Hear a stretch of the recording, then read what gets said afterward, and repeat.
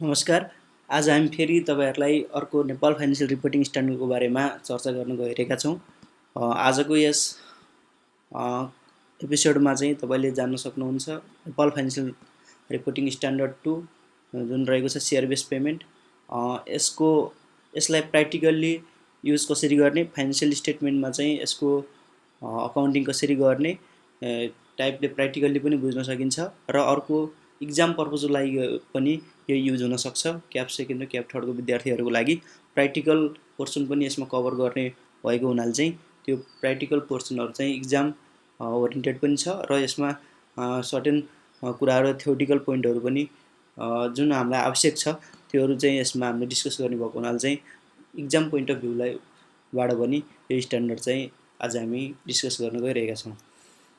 First of all हामी चाहिँ यो एनएफआरएस चाहिँ किन पढ्ने त, यो एनएफआरएस चाहिँ हामीले यहाँ डिस्कस गरेपछि स्टडी गरिसकेपछि चाहिँ हामीलाई थाहा हुने कुरा चाहिँ के हो भन्ने कुरामा जान्छौँ। यसको मेन उद्देश्य भनेको यो सेयर बेस पेमेन्ट ट्रान्जेक्सन जुन छ त्यो चाहिँ हाम्रो फाइनान्शियल स्टेटमेन्टमा रिकगनाइज कसरी गर्ने भन्ने कुरा हो। तर हामी यो स्ट्यान्डर्ड पढिसकेपछि चाहिँ हामीले यसको बारेमा चाहिँ यसको रिकग्निसन कसरी गर्ने, त्यसको मेजरमेन्ट चाहिँ के हुने र त्यसमा हामीले चाहिँ डिस्क्लोज गर्नुपर्ने कुराहरू चाहिँ के हुन सक्छन् भन्ने कुरा चाहिँ हामीले थाहा पाउन सक्छौँ। यो हाम्रो रिकग्निसन, मेजरमेन्ट र डिस्क्लोजर चाहिँ हामी दुईटा इक्विटी सेटल र क्यास सेटल ट्रान्जेक्सन हुन्छ। अहिले हामी पछि आउँछौँ यसको बारेमा। Equity settle share base payment transaction भनेको कस्तो र cash settle share base payment transaction कस्तो भनेर हामी पछि आउँछौँ। तर हामी यो दुईटा नेचरको चाहिँ हाम्रो सेयर बेस पेमेन्टको ट्रान्जेक्सन हुनसक्छ। ती दुईटै नेचरकोमा चाहिँ हामीले रिकग्निसन के गर्ने, कसरी गर्ने, त्यसको मेजरमेन्ट कसरी गर्ने र डिस्क्लोजर कसरी गर्ने भन्ने कुरा चाहिँ मेनली चाहिँ हामीले यसको बारेमा डिस्कस गर्छौँ। अब सुरुमा हामी यसको अब्जेक्टिभ र स्कोपमै जाउँ। अब यसलाई यो एनएफआरएस 2 चाहिँ एप्लाई हुने भनेको all the share base payment transaction जुनसुकै अर्गनाइजेसन अथवा एन्टिटीमा चाहिँ सेयर बेस पेमेन्ट ट्रान्जेक्सन हुन्छ त्यस्तो ट्रान्जेक्सनहरूमा चाहिँ यो स्ट्यान्डर्ड चाहिँ एप्लाई हुन्छ। मेजर चाहिँ 3 टाइपहरू हुन्छ। यस्तो 3 टाइपको चाहिँ यस्तो ट्रान्जेक्सनहरू हुनसक्छ जुन अगाडि हामीले पनि भनिसकेका थियौँ। वानमा चाहिँ यसको छ equity settle share base payment transaction हुनसक्छ। भनेको चाहिँ हामीले कुनै पनि ट्रान्जेक्सन आइदर विथ इम्प्लोइ अथवा थर्ड पार्टी अथवा सप्लायरसँग गर्छौँ फर रेन्डरिङ सर्भिस अथवा पर्चेज अफ गुड्स। त्यसको अगेन्स्टमा चाहिँ हामीले पेमेन्टको रूपमा चाहिँ इक्विटी सेटल गर्छौँ अथवा इक्विटी चाहिँ इस्यु गर्छौँ भने त्यस्तो ट्रान्जेक्सनहरूलाई चाहिँ हामीले यसमा रिकग्निसन कसरी गर्ने, मेजरमेन्ट कसरी गर्ने भन्ने कुरा नै मेनली हो। एउटा चाहिँ हामीले के भन्यौँ, इक्विटी सेटल सेयर बेस पेमेन्टलाई चाहिँ हामीले कसरी डिल गर्ने त भन्ने कुरा गऱ्यौँ। त्यसमा in which the entity receive goods or services in exchange for the equity instrument of the entity. भनेको कुनै पनि इन्टिटीले गुड्स अथवा सर्भिस चाहिँ रिसिभ गर्छ भने त्यसको एक्सचेन्जमा उसलाई चाहिँ पेमेन्ट गर्ने के त भन्ने कुरा चाहिँ हुन्छ। फर्स्टमा हामीले त्यसलाई त्यसरी कुनै पनि सर्भिस अथवा गुड्सहरू उसले रिसिभ गर्छ भने त्यसको अगेन्स्टमा यदि उसले चाहिँ इक्विटी इन्स्ट्रुमेन्टहरू चाहिँ जस्तो इक्विटी भनेको सेयर अप्सन हुनसक्छ त्यो दिन्छ भने चाहिँ त्यसको ट्रिटमेन्ट कसरी हुन्छ भन्ने कुरा चाहिँ यसको स्कोपभित्र पर्छ फर्स्टमा भने। सेकेन्ड छ अर्को हाम्रो cash settle share base payment transaction हुनसक्छ अर्को। जस्तो अगाडिको हामीले भनिसक्यौँ कुनै पनि इन्टिटीले गुड्स अथवा सर्भिस रेन्डर गर्छ, त्यो चाहिँ सर्भिसको केसमा चाहिँ इन्टरनल इम्प्लोइबाट रेन्डर गरेको हुनसक्छ अथवा गुड्स एन्ड सर्भिसेस चाहिँ बाहिर थर्ड पार्टी सप्लायरसँग रिसिभ गरेको हुनसक्छ। त्यस्तो कन्डिसनमा यदि हामीले त्यस्तो गुड्स अर सर्भिस रिसिभ गऱ्यौँ र त्यसको एक्सचेन्जमा चाहिँ हामीले सर्टेन क्यास एमाउन्टले पेमेन्ट गर्छौँ भने त्यसलाई चाहिँ हामीले हाम्रो बुक्समा चाहिँ त्यसको रिकग्निसन कसरी गर्ने, cash settle share base payment transaction चाहिँ को हाम्रो रिकग्निसन के हुने, मेजरमेन्ट के हुने भन्ने कुरा चाहिँ हेर्छौँ। अर्को तेस्रो टाइपमा छ हाम्रो अप्सनल हुन्छ। इक्विटी अथवा cash settle share base transaction मध्ये कुनै एउटा चाहिँ हामीले बाट चाहिँ त्यसलाई एक्सचेन्ज गर्न अथवा त्यसलाई ग्रान्ट गर्न सक्ने कन्डिसन हुन्छ। त्यसलाई चाहिँ हामीले optional settle share base payment ट्रान्जेक्सनको रूपमा चाहिँ बुझ्न सक्छौँ। यसमा के हुन्छ भन्दाखेरि चाहिँ transaction in which the entity receive or acquire goods or services in the end either the entity or the supplier has to choice as to whether the entity settle the transaction in cash or other assets or the by issuing the equity instrument. यसमा चाहिँ दुईटैलाई option हुन्छ। Option भने one way option हुने कुरा हुँदैन। यसमा चाहिँ कुनै जुनसुकै इन्टिटीलाई नै हुनसक्छ र त्यो सर्भिस प्रोभाइड गर्ने अथवा गुड्स प्रोभाइड गर्ने त्यो इन्टिटीले त्यो सप्लायरलाई पनि के हुनसक्छ, अप्सन हुनसक्छ उसले क्यास अथवा इक्विटी केमा चाहिँ सेटल गर्ने हो। त्यस्तो अप्सन भएको चाहिँ हामीले केस हुनसक्छ, त्यस्तोलाई पनि त्यो पनि के पर्छ त भन्दा हाम्रो यो स्ट्यान्डर्डको चाहिँ स्कोपभित्र पर्छ। अब अर्को केस हुनसक्छ यो स्ट्यान्डर्डले छुने यसको स्कोपै भन्न सक्छौँ यसलाई पनि हामीले। यो स्ट्यान्डर्ड अन्तर्गत चाहिँ जुन share based payment among group entities हुन्छ, कुनै पनि कम्पनीको प्यारेन्ट सब्सिडियरी कम्पनीहरू छ र त्यो कम्पनीहरू बिच कुनै यस्ता सेयर बेस्ड पेमेन्ट हुन्छन् भने त्यसलाई चाहिँ डिलिङ कसरी गर्ने त, यो स्ट्यान्डर्ड अन्तर्गत हुन्छ कि हुँदैन भन्ने कुरा छ। यसमा चाहिँ छ payment for the goods or services receive by entity within a group may be made in the form of granting equity instrument of the parent company or the equity instrument of the another group company. हामीले चाहिँ के त्यो दुईवटा group कम्पनीहरू बिच हुने ट्रान्जेक्सनलाई, जुन ट्रान्जेक्सनहरू छ share based payment transaction हुन्छ, त्यसलाई चाहिँ हामी के गर्छ यो एनएफआरएस 2 ले नै चाहिँ त्यसलाई एप्लिकेबल हुन्छ, यसको स्कोप अन्तर्गत नै पर्छ भनेर हामीले बुझ्न सक्छौँ। अब यो त भयो हाम्रो यो स्ट्यान्डर्डले कभर गर्ने अथवा यो स्ट्यान्डर्डको स्कोपभित्र पर्ने कुराहरू भयो। अब यो कस्तो ट्रान्जेक्सनहरू चाहिँ यो स्ट्यान्डर्डको स्कोपभित्र पर्दैन त, transaction outside the scope of NFRS 2 भनेर हामीले हेर्छौँ। त्यसमा सर्टेन ट्रान्जेक्सन छन् जुन ट्रान्जेक्सनहरू चाहिँ यो एनएफआरएसको स्कोपभित्र पर्दैन। जस्तो 1 मा छ transaction with the employee and other in their capacity as a holder of the equity instrument of the entity. जस्तो इक्जाम्पलको लागि लिन सक्छौँ, र employee receive the additional share in a right share issue to all share holder. कुनै पनि एन्टिटीले चाहिँ, कुनै पनि कम्पनीले आफूले एक्जिस्टिङ सेयर होल्डरलाई चाहिँ राइट सेयर इस्यु गरेको छ र त्यो एक्जिस्टिङ सेयर होल्डरमा चाहिँ कम्पनीको इम्प्लोइ पनि पर्छ भने उसले अब त्यो राइट त पायो, एक्जिस्टिङ सेयर होल्डर भएको हुनाले नयाँ इस्यु गरेको राइट सेयरमा पनि उसको राइट छ। त्यसरी कुनै पनि इम्प्लोइले चाहिँ त्यस्तो सेयर रिसिभ गर्छ भने यसलाई चाहिँ हामीले सेयर बेस्ड पेमेन्ट ट्रान्जेक्सन मान्दैनौँ, त्यो अन्तर्गत हामीले रिकग्निसन गर्दैनौँ। त्यस्तै अर्को हुनसक्छ the issue of an equity instrument in exchange for the control of another entity in a business combination. जस्तो बिजनेस कम्बिनेसनमा एउटा कम्पनीले अर्को कम्पनीलाई चाहिँ जुन पर्चेस गर्ने केस हुनसक्छ अथवा दुईवटा बिजनेस कम्बाइन हुने केस हुनसक्छ, त्यो कन्डिसनमा चाहिँ एउटा कम्पनीले अर्को कम्पनीलाई इस्यु गर्ने जुन सेयर हुनसक्छ, त्यस्तो सेयर पनि हाम्रो छुट्टै बिजनेस कम्बिनेसन स्ट्यान्डर्ड छ छुट्टो, त्यो स्ट्यान्डर्डले चाहिँ कभर गर्ने भएको हुनाले चाहिँ त्यस्तो कन्डिसनमा इस्यु गरेको सेयरहरूलाई चाहिँ हामीले यो सेयर बेस्ड पेमेन्ट ट्रान्जेक्सन चाहिँ मान्दैनौँ। अब हामी चाहिँ यो सेयर बेस्ड पेमेन्ट ट्रान्जेक्सनको मेजरमेन्ट, यसको रिकग्निसन मा जानुभन्दा पहिला चाहिँ यसमा केही इम्पोर्टेन्ट की टर्महरू छन्, त्यो टर्महरूको बारेमा चाहिँ बुझ्नु आवश्यक छ। जस्तो सेयर बेस्ड पेमेन्ट ट्रान्जेक्सन भनेकै के हो त भन्ने कुरा चाहिँ हामीले फर्स्ट अफ अल त्यो बुझ्नुपर्ने आवश्यकता छ। यो सेयर बेस्ड पेमेन्ट ट्रान्जेक्सन भनेको a transaction in which the entity receive goods or service as consideration for equity instrument of the entity including share or share option or acquire goods or services by including liabilities to the supplier of those goods or services for amount that are based on the price of the entity's share or the other equity instrument of the entity। यो transaction भनेको कुनै पनि entity र अरू कुनै party बीच goods अथवा सर्भिसको लागि चाहिँ जुन त्यसको पेमेन्ट अथवा त्यसको एक्सचेन्जको लागि चाहिँ एन्टिटीले आफ्नो इक्विटी सेयर चाहिँ इस्यु गर्ने केस हुनसक्छ। आइदर त्यो चाहिँ के हुनसक्छ, त्यो अगाडि हामीले भनिसक्यौँ, त्यो एक्वायर गर्दाखेरि चाहिँ उसको लायबिलिटी पनि क्रिएट हुनसक्छ सप्लायरसँग, अथवा उसले इक्विटी इन्स्ट्रुमेन्ट पनि इस्यु गरेको हुनसक्छ। दुईवटा केस इम्प्याक्ट गर्ने भयो, आइदर त्यो लायबिलिटी हुनसक्छ अथवा हाम्रो इक्विटी चाहिँ बढेर जानु हुनसक्छ। र जुन एन्टिटी र जुन हामीले सर्भिस अथवा गुड्स रेन्डर गर्छौँ त्यो दुईवटा उसको बिचमा हुने चाहिँ हाम्रो यो ट्रान्जेक्सन छ जुन, त्यसलाई चाहिँ के भन्छ सेयर बेस्ड पेमेन्ट ट्रान्जेक्सन भन्छ। अब हामीले सेयर बेस्ड पेमेन्ट एरेन्जमेन्ट केलाई मान्ने त भन्दाखेरि चाहिँ ट्रान्जेक्सन त्यस्तो ट्रान्जेक्सन गर्छ भने त्यसलाई सेयर बेस्ड पेमेन्ट ट्रान्जेक्सन भन्यो।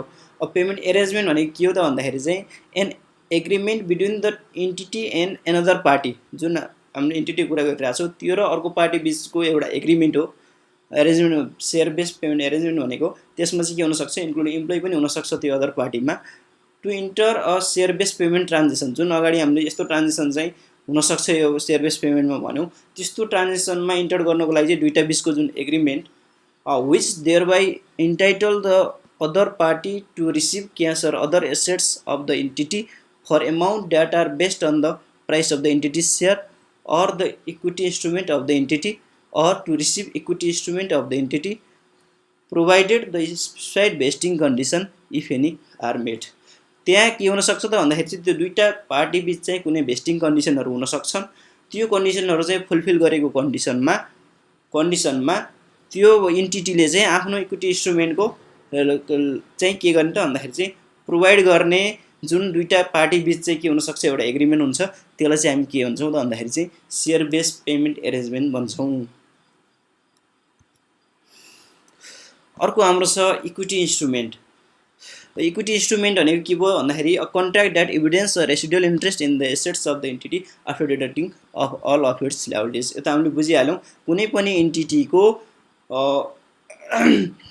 एसेट्समा त्यसको ल्याबिलिटी घटाइसकेपछि डिडक्ट गरिसकेपछि बाँकी रहने हाम्रो जुन पोर्सन छ त्यसलाई चाहिँ के हुन्छ त भन्दाखेरि चाहिँ इक्विटी इन्स्ट्रुमेन्ट मान्छौँ हामीले।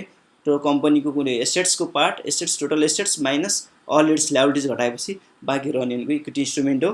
त्यो चाहिँ हामीले के हुन्छ सेयर बेस्ड पेमेन्ट एरेन्जमेन्टमा चाहिँ हामीले इस्यु गर्छौँ भनिसक्यो अगाडिको डेफिनेसनमा। त्यसलाई चाहिँ हामी के इक्विटी इन्स्ट्रुमेन्ट भन्छौँ। अर्को यस्तै हाम्रो टर्म आवश्यक हामीले जान्नुपर्ने टर्म भनेको इक्विटी इन्स्ट्रुमेन्ट ग्रान्टेड। अब यो इक्विटी इन्स्ट्रुमेन्ट त्यो त्यस्तो भयो, त्यो इक्विपमेन्टलाई हामीले इक्विटी इन्स्ट्रुमेन्ट ग्रान्टेड भनेको के हो त भन्ने बुझ्नु आवश्यक छ। त्यो भनेको चाहिँ द राइट, त्यो राइट चाहिँ के हुनसक्छ कन्डिसनल पनि हुनसक्छ, अनकन्डिसनल हुनसक्छ to an entity to an equity instrument of the entity confirmed by the entity to another party under share based payment transaction। त्यस्तो राइट हो जुन कन्डिसनल अनकन्डिसनल हुन सक्छ कसको लागि त भन्दाखेरि चाहिँ equity instrument of the entity. त्यो कुनै पनि इन्टिटीले आफ्नो इक्विटी चाहिँ अर्कोलाई ग्रान्ट गर्न एनदर पार्टीलाई ग्रान्ट गर्ने चाहिँ जुन कन्डिसनल अथवा अनकन्डिसनल राइट छ केमा त भन्दाखेरि हाम्रो सेयर बेस्ड पेमेन्ट एरेन्जमेन्टमा छ भने त्यसलाई इक्विटी इन्स्ट्रुमेन्ट ग्रान्टेड भन्छ। अर्को छ share option. A contract that give the holder the right. अब यो सेयर अप्सन भन्दा बित्तिकै के हुन्छ त भन्दाखेरि होल्डरसँग राइट हुन्छ। A contract that gives the holder the right but not the obligation to subscribe to the equity share at a fix अथवा determinable price for specified period of time. जुन त्यस्तो कन्ट्र्याक्टको सेयर अप्सन भनेको जुनसँग त्यो option हुन्छ, त्यसको holder हुन्छ, त्योसँग right हुन्छ तर बट अब्लिगेसन हुँदैन। उसले चाहिँ के गर्ने राइट हुन्छ त भन्दाखेरि त्यो सब्सक्राइब गर्ने, त्यो इक्विटीको सेयर सब्सक्राइब गर्ने। त्यसमा के फिक्स हुन्छ पहिले त्यसको प्राइस र टाइम चाहिँ पहिले फिक्स हुन्छ, तर उसँग राइट मात्र हुन्छ, त्यसको उसँग अब्लिगेसन चाहिँ हुँदैन। त्यस्तो केसलाई चाहिँ हामी के भन्छ त भन्दा त्यस्तो कन्ट्र्याक्टलाई चाहिँ हामी सेयर अप्सन चाहिँ भन्छ। अब अर्को छ हामीले जान्नुपर्ने फेयर भ्यालु। फेयर भ्यालु भनेको चाहिँ हाम्रो के हो त भन्दा the amount for which an assets could be exchange liability settled or in the equity instrument granted could be exchanged between knowledgeable willing parties in an arm's length transaction। त्यस्तो भ्यालुलाई हामीले fair value मान्छौँ जुन चाहिँ के हुनु पर्यो त भन्दाखेरि जुन चाहिँ के हुन्छ एसेट्स कुड बी एक्सचेन्ज हुनसक्छ अथवा ल्याबिलिटी सेटल हुनसक्छ तर अथवा इक्विटी इन्स्ट्रुमेन्ट ग्रान्ट कसैलाई दिने हुनसक्छ। यो हाम्रो सर्भिस पेमेन्ट अन्तर्गत त्यस्तो एसेट्सहरू चाहिँ हाम्रो एक्सचेन्ज हुनसक्छ। जुन इक्विटी इन्स्ट्रुमेन्ट पनि ग्रान्ट भएको चाहिँ एक्सचेन्ज हुनसक्छ। बिट्विन के हुनु पऱ्यो नलेजेबल पार्टी हुनु पऱ्यो। दुईवटा पार्टी मिनिमम कन्डिसन भनेको नलेजेबल पार्टी हुनु पऱ्यो तर तिनीहरू विलिङ पनि हुनु पऱ्यो र त्यो चाहिँ आर्म्स लेन्थ ट्रान्जेक्सनमा हुनु पऱ्यो। यदि त्यसरी डिटर्माइन हुने प्राइसलाई चाहिँ हामी के भन्छ भन्दाखेरि चाहिँ फेयर भ्यालु भन्छ।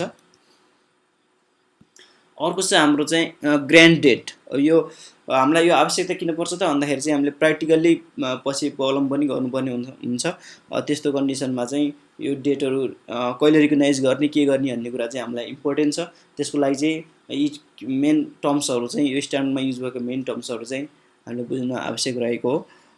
अर्को छ फेरि हाम्रो ग्रान्ट डेट। अब ग्रान्ट डेट केलाई मान्ने त भन्दाखेरि चाहिँ the date at which the entity and the another party, अब त्यसमा इम्प्लोइ पनि पर्ने भयो एनदर पार्टीमा, agree to a share based payment एरेन्जमेन्टमा एग्री हुन्छन् being the entity and the other party have a shared understanding of the terms and condition of the arrangement. अब त्यस्तो डेट जुन डेटमा चाहिँ इन्टिटी र अदर पार्टी बिच के हुनसक्छ त भन्दाखेरि चाहिँ यो सेयर बेस्ड पेमेन्ट ट्रान्जेक्सन गर्ने केमा त भन्दाखेरि दुईटाको बिचमा चाहिँ सेयर्ड अन्डरस्ट्यान्डिङ हुनु पऱ्यो। यो हाम्रो जुन सेयर बेस्ड पेमेन्ट ट्रान्जेक्सनको एरेन्जमेन्टमा उनीहरू इन्भल्भ हुने कुराको चाहिँ जुन डेटमा चाहिँ उनीहरू चाहिँ त्यसको कमन अन्डरस्ट्यान्डिङमा हुन्छन् दुईटा पार्टी बिच, त्यो डेटलाई चाहिँ के भन्छ हामीले ग्रान्ट डेट भन्छ।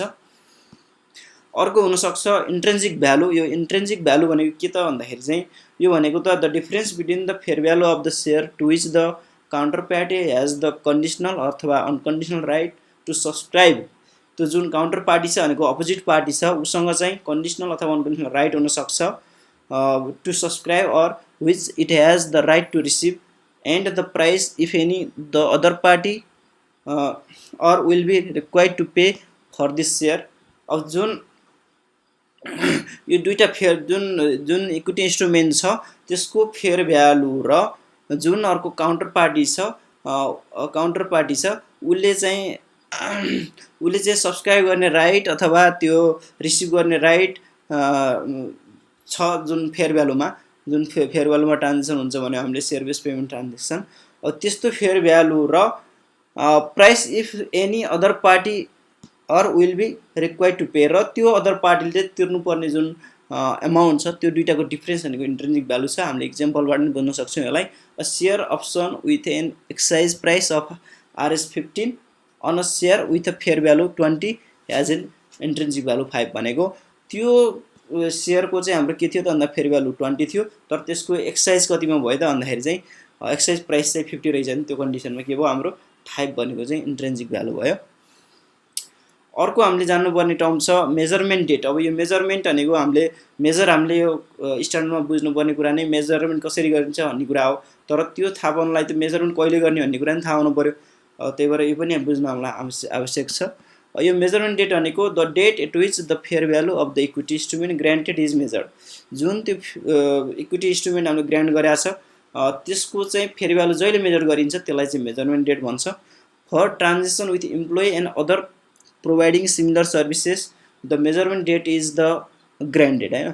जुन इम्प्लोइलाई अथवा अदर त्यस्तै टाइपको सर्भिस प्रोभाइड गर्छ त्यसलाई को मेजरमेन्ट डेट भनेको हामीले तिनीहरूलाई जुन त्यो चाहिँ हामीले जहिले ग्रान्ट गर्ने हो त्यो इक्विटी इन्स्ट्रुमेन्ट चाहिँ त्यो डेटलाई चाहिँ हामीले के हुन्छ मेजरमेन्ट डेट भन्छ।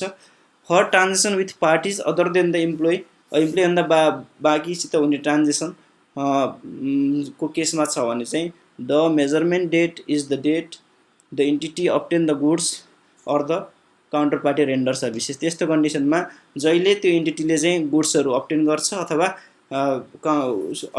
उसले चाहिँ सर्भिस रेन्डर गर्छ, अपोजिट पार्टी जुन पार्टीसित हाम्रो ट्रान्जेक्सन भइरहेछ उसले सर्भिस जहिले रेन्डर गर्छ अथवा त्यो गुड्स चाहिँ के गर्छ भन्दाखेरि रिसिभ गर्छ, त्यो डेटलाई चाहिँ के हुन्छ मेजरमेन्ट डेट चाहिँ भन्छौँ। त्यस्तै हाम्रो अर्को छ भेस्ट भनेको के त टर्म हाम्रो नर्मल्ली हेर्दाखेरि चाहिँ भेस्टिङ पिरियड भन्ने हुनसक्छ अथवा भेस्टिङ कन्डिसन हुनसक्छ। त्योभन्दा पहिला चाहिँ हामी के भेस्ट भनेको के भन्ने कुरा बुझौँ। भेस्ट भनेको to become in the entitlement भनेको under a share base payment arrangement a counter party right to receive cash other assets or the equity instrument of the entity vest upon the satisfaction of an specified vesting condition. जुन त्यो arrangement हुन्छ दुईटा party बिचको त्यसमा certain condition भेस्टिङ कन्डिसनहरू हुन्छन्, त्यो कुरा चाहिँ के गर्ने त भन्दाखेरि चाहिँ जुन त्यो इक्विटी इन्स्ट्रुमेन्ट हुनसक्छ अथवा क्यास हुनसक्छ अथवा अदर एसेट्सहरू उसले पाउने चाहिँ जुन राइट टु रिसिभ छ के को यसमा त भन्दाखेरि जहिले त्यो भेस्टिङ कन्डिसनहरू त्यसमा हुने भेस्टिङ कन्डिसनहरूले सेटिस्फाई गर्छ र त्यस्तो पार्टीले के गर्छ त भन्दाखेरि चाहिँ त्यो इन्टाइटलमेन्ट हुन्छ त्यसमा भने त्यसलाई चाहिँ भेस्ट भनिन्छ। र हाम्रो अर्को भेस्टिङ कन्डिसन के हो भन्ने कुरा आउन सक्छ। The condition that must be satisfied for the counter party to become entitle to receive cash other assets or the equity instrument of the entity under share base payment arrangement. जुन यो share base payment arrangement अन्तर्गत त्यो counter party जुन opposite party छ उसले चाहिँ cash अथवा assets अथवा इक्विटी इन्स्ट्रुमेन्ट जुन रिसिभ गर्छ के को अवस्थामा त भन्दाखेरि चाहिँ उसले सर्टेन कन्डिसनहरू चाहिँ उसले फुलफिल गरेको कन्डिसन अवस्थामा हो। त्यस्तो जुन त्यो रिसिभ गर्नुको लागि चाहिँ उसले फुलफिल गर्नुपर्ने अथवा सेटिस्फाई गर्नुपर्ने जुन कन्डिसनहरू छन् त्यस्तो कन्डिसनलाई चाहिँ के भन्छ भेस्टिङ कन्डिसन भन्छ। Vesting condition include service condition, service provide गर्ने हुनसक्छ which require the other party to complete specified period of service. त्यो पिरियड अफ सर्भिस कुन पिरियडमा प्रोभाइड गर्ने हो त्यो सर्भिस त्यो प्रोभाइड गरेको हुनु पर्यो। एन्ड पर्फर्मेन्स कन्डिसन हुनसक्छ अर्को which require specified performance target to be met भनेको यति पर्फर्मेन्स तैँले प्रोभाइड पर्फर्मेन्स दिस भने चाहिँ यस्तो टार्गेट चाहिँ टार्गेट एचिभ भयो भने यस्तो त्यो इन्स्ट्रुमेन्ट अथवा त्यो क्यास अथवा एसेट्सहरू एन्टिटीको चाहिँ दिने कन्डिसन हुनसक्छ। त्यसको लागि के गर्नु पऱ्यो उसको पर्फर्मेन्स टार्गेट चाहिँ एचिभ हुने भएको हुनु पऱ्यो। यस्ता यिनी अनि के हो त भेस्टिङ कन्डिसनहरू हुनसक्छन्। यी कन्डिसनहरू त्यो एन्टिटीको चाहिँ कुनै पनि काउन्टर पार्टीले क्यास अथवा इक्विटी इन्स्ट्रुमेन्टहरू रिसिभ गर्नको लागि चाहिँ उसले फुलफिल गर्नुपर्ने अथवा सर्टिफाई गर्नुपर्ने कन्डिसनहरूलाई चाहिँ के भेस्टिङ कन्डिसन हुन सक्छ। त्यस्ता भेस्टिङ कन्डिसनहरू के हुन सक्छन्, सर्भिस प्रोभाइड गर्ने हुनसक्छ अथवा पर्फर्मेन्स टार्गेट चाहिँ एचिभ गर्ने पनि हुनसक्छ। अब हाम्रो यस्तै छ भेस्टिङ पिरियड भन्ने छ अर्को, the period during which all the specified vesting condition of a service payment arrangement are be satisfied. जुन पिरियडमा चाहिँ जुन अगाडि हामीले कुरा गरिसक्यो भेस्टिङ कन्डिसनको बारेमा, ती कन्डिसनहरू चाहिँ सेटिस्फाइड हुन्छन्, त्यो पिरियडलाई चाहिँ गर्नुपर्ने कन्डिसन हुनसक्छ, त्यो पिरियडलाई चाहिँ के भन्छ, भेस्टिङ पिरियड भन्छौँ। अब हामी यसमा चाहिँ हेर्छौँ जुन अगाडि हामीले जुन की टर्म्सहरू हामीलाई आवश्यक पर्ने, जान्नुपर्ने, बुझ्नुपर्ने टर्म्सहरूको कुरा गऱ्यौँ, त्यसको हामीले डिटेलमा डेफिनेसन हेऱ्यौँ, त्यसको एउटा समरीको चार्ट मात्रै हो। जस्ट यसमा बाट हेऱ्यो भने चाहिँ त्यसलाई बुझ्नको लागि चाहिँ, अझै सम्झनको लागि चाहिँ सजिलो हुन्छ भन्ने मात्रै हो। हामीले अब ग्रान्ड डेट भन्ने कुरा गरेका थियौँ अगाडि। ग्रान्ड डेट भनेको चाहिँ हाम्रो यो उसमा हेऱ्यौँ भने, यो पिक्चरमा हेऱ्यौँ भने सुरुमा चाहिँ हाम्रो यसको अलिकति कन्सेप्चुअली बुझ्न पनि सजिलो हुन्छ। ग्रान्ड डेट कहिले, भेस्टिङ पिरियड कहिले, कन्डिसन नै के हो, भेस्टिङ डेट कहिले हुनसक्छ, यस्तो कुराहरू बुझ्न पनि सजिलो हुनसक्छ। सुरुमा चाहिँ हामी ग्रान्ड डेट भनेर हामीले अगाडि हेर्छौँ, त्यसलाई के भनेको थियो हामीले, the date at which the entity and the counter party have a shared understanding of the terms and condition. Share अन्डरस्ट्यान्डिङमा चाहिँ टर्म्स एन्ड कन्डिसनको बारेमा दुईवटा पार्टीबिच जुन एग्रिमेन्ट हुन्छ, त्यसलाई चाहिँ त्यो एग्रिमेन्ट हुने डेट छ, त्यो डेटलाई चाहिँ ग्रान्ड डेट भनेको थियो। त्यो भनेको सबैभन्दा सुरुमा हुने भयो। त्यसपछि अर्को हाम्रो आउने कुरा हुनसक्छ के आउँछ त भन्दाखेरि चाहिँ त्यो ग्रान्ड डेट भयो, अर्को भेस्टिङ डेट हुन्छ। भेस्टिङ डेट भनेको के हो त भन्दाखेरि the date when the vesting condition are entitlement are satisfied, होइन। त्यो भेस्टिङ कन्डिसन एचिभ गर्नको लागि चाहिँ जुन कन्डिसनहरू हुनसक्छ, त्यो कन्डिसनहरू मिट गरेको डेटलाई चाहिँ के भन्छ, हामी भेस्टिङ डेट भन्छौँ। र जुन ग्रान्ड डेट र भेस्टिङ डेटको बिट्विनमा हुने हाम्रो टाइम पिरियड छ, त्यो पिरियड छ, त्यसलाई चाहिँ हामी भेस्टिङ पिरियड भनेर बुझ्छौँ। अर्को त्यसपछि आउने केस हुनसक्छ के त भन्दा एक्सर्साइज डेट पनि हुनसक्छ।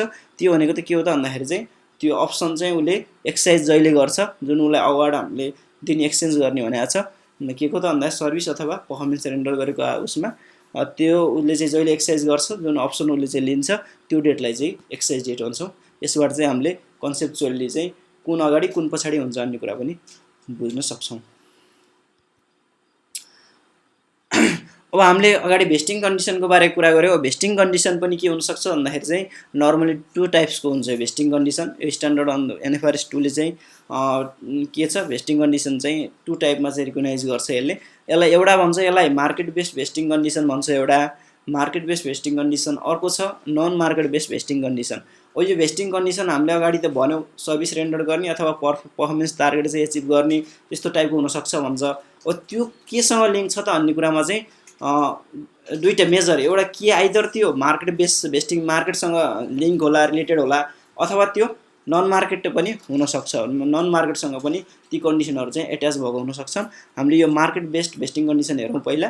यो मार्केट बेस्ड पर्फर्मेन्स अथवा vesting condition are condition link to the market price of the share in same way, भनेको जुनसुकै एन्टिटीको मार्केट प्राइससँग त्यो उसले फुलफिल गर्नुपर्ने कन्डिसनहरू एट्याच भएको हुनसक्छ। भन्न खोजेको कुनै पनि कम्पनीको इक्जाम्पलको लागि चाहिँ आजको डेटमा 200 रुपियाँको मार्केटमा सेयर छ भने त्यो कन्डिसन उसले यो भेस्टिङ कन्डिसन कस्तो राख्न सक्छ त भन्दाखेरि चाहिँ तैँले 3 वर्षसम्म चाहिँ सर्भिस प्रोभाइड गर्नु पर्यो, र यदि 3 वर्षमा चाहिँ तैँले सर्भिस प्रोभाइड गरेको रिजल्ट चाहिँ पर्फर्मेन्स चाहिँ के हुनसक्छ, 3 वर्षपछि कम्पनीको सेयर 400 भयो भने, त्यस्तो मार्केट प्राइस त्यति भयो भने चाहिँ तँलाई यति अप्सन ग्रान्ट गर्छु मेरो एन्टिटीको सेयर भनेर चाहिँ त्यस्तो अप्सन हुनसक्छ। त्यसरी डाइरेक्टली मार्केट प्राइससँग चाहिँ लिङ्क गरेर कुनै कन्डिसनहरू चाहिँ आउँछन् अथवा त्यसरी राखिन्छन् भने त्यसलाई के भन्छ, मार्केट बेस्ड भेस्टिङ कन्डिसन भन्छ। अब जस्तो इक्जाम्पललाई हामी हेर्न सक्छौँ, अब minimum increase in the share price of the entity, minimum यति प्राइस चाहिँ बढ्नै पर्यो त्यो सर्भिस प्रोभाइड गरे बापत, पर्फर्मेन्स गरे बापत भन्ने त्यस्तो टाइपको छ भने चाहिँ त्यो हुनसक्छ एउटा। अर्को minimum increase in the share holder return, share होल्डर्सको रिटर्नमा मिनिमम यति प्रफिट पहिला यति कमाएको थियो भने अब यति कमाउने हुनु पर्यो हुनसक्छ, त्यो मार्केटसित डाइरेक्टली लिङ्क भयो।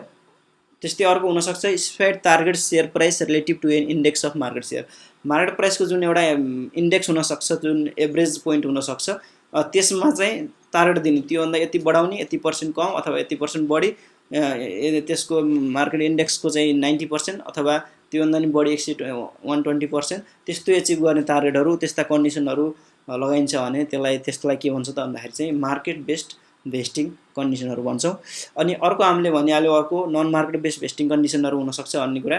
त्यो कस्तो भन्दाखेरि चाहिँ there are the condition other than those relating to the market value of the entity share. जुन इन्टिटीको मार्केट भ्यालु को सेयरको मार्केट भ्यालु हुन्छ त्योसँग डाइरेक्टली रिलेटेड नभएको कन्डिसनहरूलाई चाहिँ के भन्छ नन मार्केट बेस्ड भन्छ। त्यसको इक्जाम्पलको लागि हामीले हेर्न सक्छौँ the employee completing a minimum period of service refer to as the service condition. त्यसमा कन्डिसन के भन्दा कम्तीमा पनि त्यो अप्सन पाउनलाई कम्तीमा उसले त्यो कम्पनीलाई कन्टिन्युटी गरोस् भन्ने उद्देश्यले चाहिँ कम्तीमा 10 वर्ष अथवा 5 वर्ष चाहिँ तैँले काम छोड्न पाउनुहोस् है। यदि यो अप्सन तँलाई ग्रान्ट गर्ने भने हामीले सेयर बेस पेमेन्टको टर्म चाहिँ दिने हो भने कम्तीमा तैँले 5 वर्ष चाहिँ काम गरेको हुनुपर्छ, त्यो पिरियड चाहिँ कम्प्लिट हुनुपर्छ भन्ने मात्रै भयो। यो मार्केटसित बेस्ड भएन, इन्टरनल इन्टिटीभित्रकै एउटा रुलहरू अथवा पोलिसीहरू बनाएर त्यसरी पनि त्यो इक्विटी इन्स्ट्रुमेन्टहरू चाहिँ भेस्ट गर्न सकिन्छ। त्यस्ता कन्डिसनलाई चाहिँ के भन्यो नन मार्केट भन्यो। त्यस्तै अर्को इक्जाम्पलमा हुनसक्छ achievement of the minimum sales or earning target. कम्तीमा पनि सेल्स यति हुनुपर्ने अथवा अर्निङ यति चाहिँ कमाइको टार्गेट यति हुनुपर्ने भन्ने भन्यो, तर त्यसलाई चाहिँ मार्केटसँग चाहिँ मार्केटको प्राइस त्यो इन्टिटीको इक्विटी सेयरको मार्केट प्राइससँग चाहिँ लिङ्क गरेको छैन। त्यस्तो कन्डिसन पनि राख्न सक्छ, त्यसलाई पनि के भन्छ नन मार्केट भन्न सक्यो। त्यस्तै अर्को हुनसक्छ achievement of the specific increase in the profit अथवा अर्निङ पर सेयर। त्यो अर्निङ पर सेयर भनेको त नर्मल्ली के हो कम्पनीले क्यालकुलेट गर्ने अथवा कम्पनीले आफैले आफ्नो पर्फर्मेन्सको स्थिति चाहिँ कस्तो छ भनेर हेर्ने एउटा टुल हो, टेक्निक हो। त्यसको चाहिँ मिनिमम यति हुनुपर्छ अथवा प्रफिट यति कमाउनु इन्क्रिज हुनुपर्छ भन्ने टाइपले चाहिँ त्यो कन्डिसनहरू चाहिँ एट्याच भयो त्यस्तो पेमेन्टहरूमा भन्छ, त्यसलाई नन मार्केट भनियो। त्यस्तै अर्को हुनसक्छ successful completion of a flotation. त्यस्तै अर्को completion of a particular project गरे बापत यति इक्विटी इन्स्ट्रुमेन्ट चाहिँ ग्रान्ट गर्ने, त्यस्तो टाइपको पनि कन्डिसन हुनसक्छ जुन चाहिँ के हुनु पऱ्यो डाइरेक्टली मार्केट इन्टिटीको सेयरको मार्केट प्राइससँग चाहिँ लिङ्क हुनु भएन। त्योसँग लिङ्क नभएको कन्डिसनहरू छ भने त्यसलाई नन मार्केट भेस्टिङ कन्डिसनहरू भेस्टिङ कन्डिसनहरू भनेर बुझिन्छ। अब हामी आयौँ रिकग्निसन कसरी गर्ने त। रिकग्निसनको द बेसिक प्रिन्सिपल चाहिँ के हो त रिकग्निसन। यो हामीले सेयर बेस पेमेन्ट ट्रान्जेक्सनलाई रिकग्निसन गर्ने बेसिक कन्डिसनहरू बेसिक प्रिन्सिपलहरू चाहिँ के हो त भनेर त्यो हेर्छौँ हामीले। An entity should recognise the goods or services received or acquired in a share base payment transaction when it obtain the goods or service as the service are received.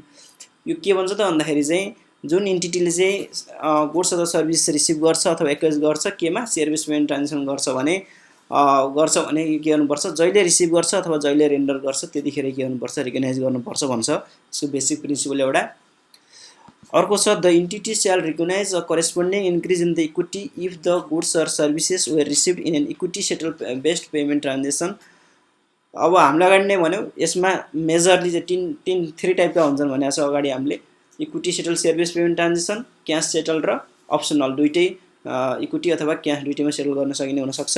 एउटा equity settle share based payment ट्रान्जेक्सनमा हामीले यदि के गरेको छ त भन्दाखेरि चाहिँ हामीले गुड्स अथवा सर्भिस रिसिभ गरेको छ भने हामीले के गर्छ त भन्दाखेरि चाहिँ equity settle share based payment transaction इक्विटीलाई चाहिँ हामीले के गर्नु पऱ्यो अब इन्क्रिज गर्नु पऱ्यो। यसको मतलब के त भन्दाखेरि चाहिँ गुड्स अथवा सर्भिस हामीले रेन्डर गर्छ, सर्भिस हो भने चाहिँ हाम्रो डाइरेक्टली एक्सपेन्सको पार्टमा आउने भयो। त्यसमा चाहिँ हामीले त्यसको अगेन्स्टमा हामीले के दिने हो त भन्दाखेरि चाहिँ हाम्रो इन्टिटीको चाहिँ इक्विटी सेयर इस्यु गर्ने भनेपछि इक्विटीलाई चाहिँ हामीले इन्क्रिज गर्नु पऱ्यो, त्यो इक्विटी सेयर भनेर चाहिँ हाम्रो त्यो क्रेडिट हुन जान्छ। त्यस्तो हुन सक्ने भयो यदि equity settle share based transaction payment transaction हो भने। र अर्को ल्याबिलिटी पनि हामीले इन्क्रिज गर्नुपर्छ if the goods or service are acquired in cash settle share based payment transaction हो भने अब हामीले आइदर एसेट्स नै एक्वायर गरेको छ भने त डेबिट एसेट्स हुने भयो अथवा हाम्रो सर्भिस रेन्डर गरे हो भने चाहिँ एक्सपेन्स हुने भयो, त्यो चाहिँ हामीले डेबिट गर्छौँ। र क्यास सेटलको केसमा चाहिँ हामी सेयर बेस्ड पेमेन्ट ट्रान्जेक्सन के गर्ने भयो त भन्दाखेरि चाहिँ टु ल्याबिलिटी क्रेडिट हुने भयो। त्यसलाई ल्याबिलिटीलाई पछि तिरेर त्यसको जनरेन्टी त छुट्याउने भयो। तर यदि हामीले क्यास सेटल गर्छौँ भने एसेट्स अथवा एक्सपेन्स चाहिँ डेबिट टु हामीले ल्याबिलिटी क्रेडिट गर्छौँ, टु कसलाई तिर्न पर्ने हो त्यो चाहिँ ल्याबिलिटीमा बस्छ। यसरी चाहिँ हाम्रो सुरुको रिकग्निसन यसरी गर्छौँ। अब त्यो हामीले goods or service received or the acquired in a share based payment transaction could be recognise expense only they qualify for the recognition as assets. यो त एसेट्स रिकग्नाइज को एसेट्स हुनको लागि चाहिँ चाहिने मिनिमम कन्डिसनहरू छन्। त्यसको रिकग्निसन क्राइटेरिया फुल गर्छ भने त हामीले एसेट्सै गर्नु पर्यो। जुन पिपी अन्तर्गत जुन एसेट्स हुनसक्छ भने त्यो बाहेक अरू कन्डिसन हो भने चाहिँ हामीले त्यसलाई एक्सपेन्स नै मान्छौँ। त्यसलाई चाहिँ हामी एक्सपेन्सै मानेर हामीले रिकग्नाइज गर्नुपर्ने हुन्छ। जस्तो इक्जाम्पलको लागि चाहिँ service are normally recognise as expense. Service त एक्सपेन्सै हुने भयो because they are normally rendered immediately, तत्काल रेन्डर हुने कुरा हो त्यो सर्भिस भनेको हामीले एक्सपेन्स भयो। While goods can be often can recognise as assets भनेको गुड्सहरू हामीले पर्चेस गरेका छ अथवा रिसिभ गरेका छ भने चाहिँ त्यो गुड्स भनेको आइदर त्यो एक्सपेन्समा नि हुन जानुसक्छ अथवा एसेट्स पनि हुनसक्छ। त्यही भएर एसेट्स क्वालिफाई नहुँदासम्म चाहिँ हामीले यसलाई के एक्सपेन्सको रूपमा चाहिँ हामीले रिकग्नाइज गर्नुपर्छ भन्छ यसको बेसिक प्रिन्सिपल, रिकग्निसनको बेसिक प्रिन्सिपलले। अब हामीले यो equity settle share base payment transaction अथवा अर्को cash settle share base payment ट्रान्जेक्सनको इनिसियल रिकग्निसन कसरी गर्ने कहिले गर्ने भन्ने कुरा त हामीले हेऱ्यौँ। त्यसपछि मेजरमेन्ट चाहिँ हामीले के गर्ने त, कसरी गर्ने त यसलाई। सुरुमा हामी के गर्छौँ, equity settle share base payment ट्रान्जेक्सनको मेजरमेन्ट कसरी गर्ने भनेर हेर्छौँ।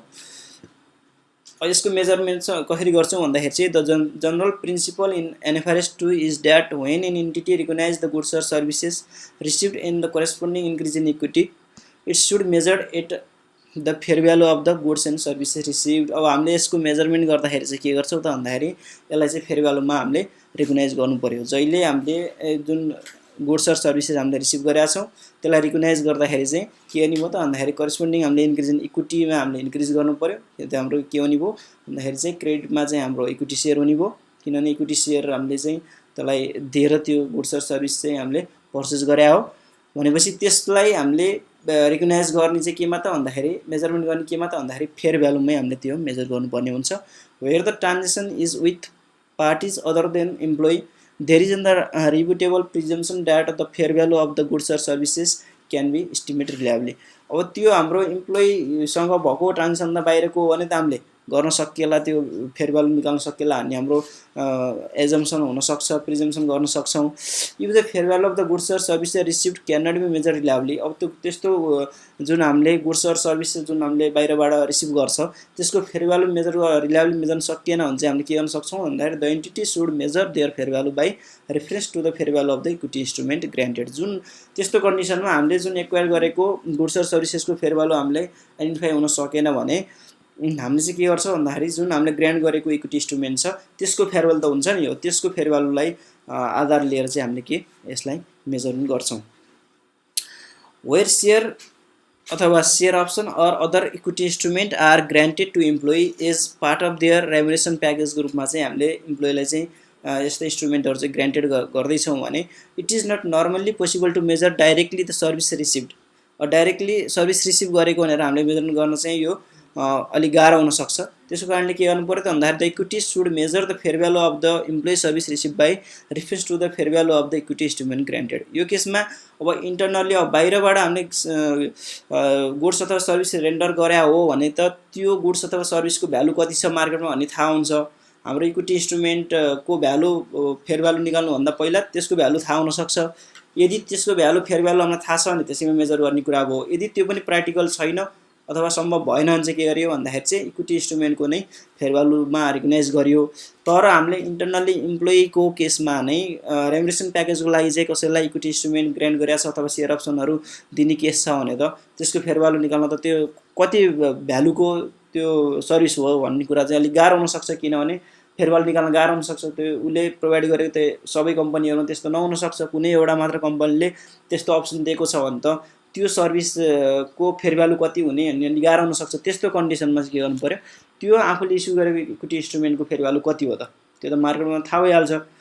त्यो इक्विटी इन्स्ट्रुमेन्टको फेयर भ्यालुलाई चाहिँ हामीले मेजरमेन्ट गर्नुपर्ने हुनसक्छ। The fair value of the share equity instrument should be measured at the grant date. अब त्यो हामीले कहिले मेजर गर्छौँ त भन्दाखेरि चाहिँ हामीले अगाडि नै हेरिसक्यौँ, त्यो चाहिँ ग्रान्ट डेटमा, जहिले ग्रान्ट डेट हो त्यो डेटमा नै के गरेको भन्दाखेरि के गर्ने भन्दाखेरि चाहिँ हामीले त्यसलाई मेजर गर्नुपर्ने हो। अब determine the fair value of the equity instrument granted. अब त्यो हामीले दुईटै केसमा के हुन सक्छ, अल्टिमेटली हामी त्यसको फेयर भ्यालु निकाल्नलाई त आफ्नै इन्टिटीको के इक्विटी इन्स्ट्रुमेन्ट हामीले जुन ग्रान्ट गरेका छ त्यसकै फेयर भ्यालु निकाल्न पर्यो। अब यदि अरू पोसिबल भएन भनेर हामीले भन्यौँ, अब त्यही आफ्नै इक्विटी इन्स्ट्रुमेन्टको पनि फेयर भ्यालु यतिकै त थाहा हुँदैन, त्यो चाहिँ हामीले चाहिँ कसरी डिफाइन गर्ने त भन्ने कुरामा चाहिँ where transaction is measured by reference to the fair value of the equity instrument granted, fair value is based on the market price if available. यदि एभाइलेबल छ भने त्यो इक्विटी इन्स्ट्रुमेन्टको मार्केट प्राइस एभाइलेबल छ भने त त्यसैलाई नै हामीले फेयर भ्यालु मान्न सक्यो, टेन्सन भएन। Taking into account the terms and condition upon which those equity instrument were granted, होइन, त्यसको टर्म्स एन्ड कन्डिसनमा रहेर त्यसको मार्केट भ्यालु कति छ त्यसको बेसमा रहेर हामीले के गर्न सक्यो, त्यसको फेयर भ्यालु मेजर गर्न त गाह्रो भएन। यदि if market price are not available, market price रहेन रहेछ अथवा मार्केटमा लिस्टेड भएको कम्पनी नै रहेन रहेछ, तर उसले चाहिँ आफ्नो कम्पनीको सेयर चाहिँ इम्प्लोइलाई के गर्छ त भन्दाखेरि चाहिँ उसले ग्रान्ट गर्ने चाहिँ कन्डिसन छ भने त्यस्तो condition entity should estimate the fair value of the equity instrument granting using a valuation technique. अब त्यो उसको इन्टरनल इन्टिटीको सेयरको नै भ्यालुएसन गर्नु पर्यो। अब मार्केटमा छ भने त मार्केटको भ्यालुलाई हामीले फेयर भ्यालु मान्छौँ, यदि मार्केटमा लिस्टेड छैन भने त त्यो कम्पनी त सुरुमै इस्यु गर्दाखेरि त फेस भ्यालु 100 नै हुन्छ, त्यो 100 फेस भ्यालु छ, उसले 10 वर्ष नै कम्पनी चाहिँ रनिङ भइसकेको छ भने त 10 वर्षमा पनि उसको कम्पनीको सेयर 10 नै त नहुन सक्छ, त्यसमा त चेन्ज भएको हुनसक्छ। अब त्यो त बुक भ्यालु मात्रै भयो। त्यस्तो कन्डिसनमा यदि मार्केटमा लिस्टेड छैन भने अब त्यो 100 बुक भ्यालु भएको सेयरको 10 वर्षपछि सेयर चाहिँ कति भयो त भनेर हामीले भ्यालुएसन गर्नु, त्यसको डिफ्रेन्ट टेक्निकहरू हुन्छ। त्यो टेक्निक अनुसार चाहिँ हामीले त्यो सेयरको भ्यालुएसन गरेर त्यो भ्यालुलाई नै हामीले फेयर भ्यालु चाहिँ मानेर जानुपर्ने हुन्छ। अब हामी एउटा इक्जाम्पल हेर्छौँ। सुरुमा छ पहिला यो इक्जाम्पलको क्वेसन छ, यहाँ क्वेसन पढ्छु म। यो क्वेसन सकाएपछि यसको सोल्युसन पनि हामी गर्छौँ। अन 1 जनवरी 2001 मा एन इन्टिटी ग्रान्ट, कुनै एउटा कम्पनीले चाहिँ 100 सेयर अप्सन दियो to each of the its 400 employee. कुनै एउटा कम्पनीमा मानौँ 400 जना इम्प्लोइ रहेछ र उसले चाहिँ प्रत्येक इम्प्लोइलाई चाहिँ 100 वटा चाहिँ सेयर अप्सन चाहिँ उसले ग्रान्ट गरेर रहेछ। कहिले? 1 जनवरी 2001 मा। Each grant is conditional upon the employee working for each until 31 December 2003। अब यो कस्तो भयो त भन्दाखेरि चाहिँ non market based vesting condition भयो। हामीले अगाडि जुन भनिसक्यौँ, किनभने उसले एउटा सर्टेन पिरियड काम गर्दा बित्तिकै पाउँछ। यसमा उसले त्यसको मार्केट प्राइस चाहिँ यति बढाउनु पर्ने, त्यसको पर्फर्मेन्स टार्गेट यति हुनुपर्ने, हाम्रो केही पनि भनेको छैन यसमा।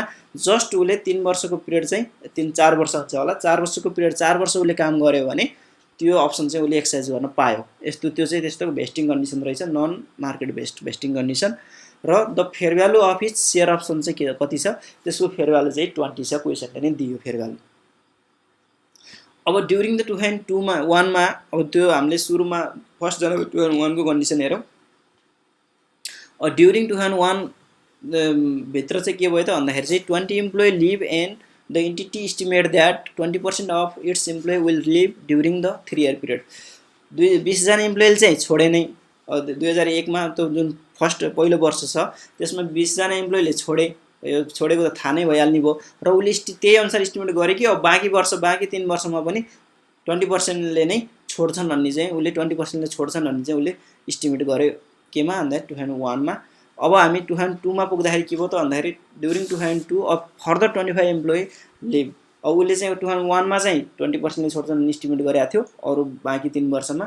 तर 2002 मा जाँदाखेरि के भयो, 25 इम्प्लोइले मात्रै छोडे र उसले चाहिँ फेरि इस्टिमेट के गर्यो त भन्दाखेरि चाहिँ अब 25% इम्प्लोइले चाहिँ बाँकी वर्षमा चाहिँ के गर्छन्, छोड्छन् भन्ने इस्टिमेट गर्यो। त्यसपछि ड्युरिङ 2003 फर्दर 10 इम्प्लोइ लिभ। अब 2003 मै पुग्दाखेरि त के भयो त भन्दाखेरि चाहिँ 10% इम्प्लोइले चाहिँ एक्ज्याक्टली के भयो भन्दाखेरि चाहिँ त्यो इम्प्लोइ चाहिँ छोडे भनेपछि। अब हाम्रो यसमा क्वेसनमा के क्यालकुलेट गर्ने त भने त भन्दाखेरि चाहिँ calculate the remuneration expense that will be recognise in respect of the share based payment transaction for each of the 3 year ended 31 December 2003। प्रत्येक वर्ष आर्थिक वर्षको इन्ड, हामी आर्थिक वर्षको इन्ड चाहिँ यहाँ डिसेम्बर 2003 लाई लिएको छौँ। यो जनवरी टु डिसेम्बर फिस्कल इयर चाहिँ यस्तो छ। यसमा यस्तो केसमा चाहिँ जुन डिसेम्बर 2003 मा को प्रत्येक आर्थिक वर्षको इन्डमा चाहिँ यसलाई रेम्युनरेसन एक्सपेन्स चाहिँ कति बुक गर्ने, रिकग्नाइज कति गर्ने त भन्ने कुरा चाहिँ यो क्वेसनले सोध्यो। अब हाम्रो यसको सोल्युसन कसरी गर्ने, यो एमाउन्ट रिकग्नाइज गर्ने एमाउन्ट चाहिँ कति हुन सक्छ भनेर चाहिँ हेर्छौँ।